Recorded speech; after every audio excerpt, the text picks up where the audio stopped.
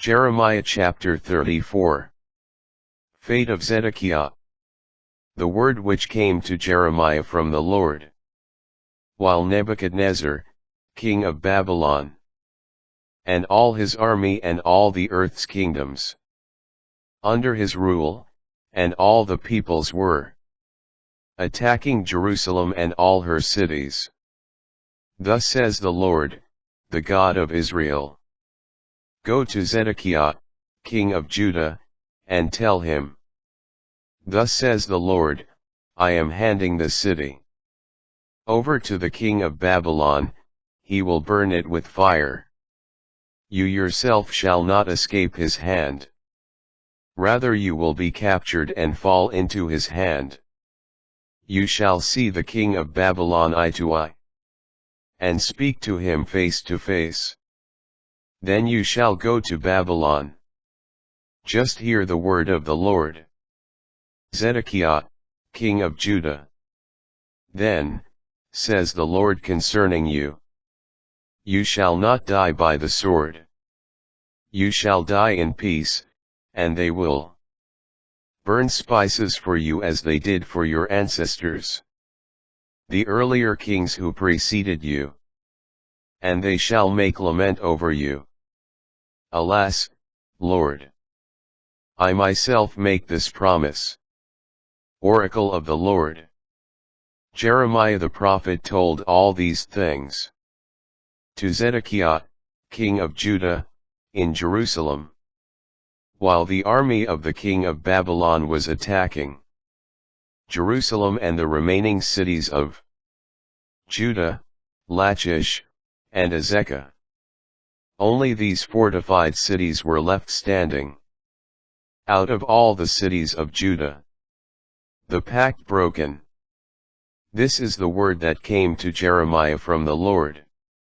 After King Zedekiah had made a covenant with all the people in Jerusalem to proclaim freedom. Everyone must free their Hebrew slaves, male and female, so that no one should hold another Judahite in servitude. All the princes and the people who entered this covenant agreed to set free their slaves, their male and female servants, so that they should no longer be in servitude. But even though they agreed and freed them, afterward they took back their male and female servants, whom they had set free, and again forced them into servitude. Then this word of the Lord came to Jeremiah. Thus says the Lord, the God of Israel. I myself made a covenant with your ancestors, the day I brought them out of the land of Egypt, out of the house of slavery. Every 7th year, each of you must set free all Hebrews who have sold themselves to you. 6 years they shall serve you, but then you shall let them go free. Your ancestors, however, did not listen to me or obey me.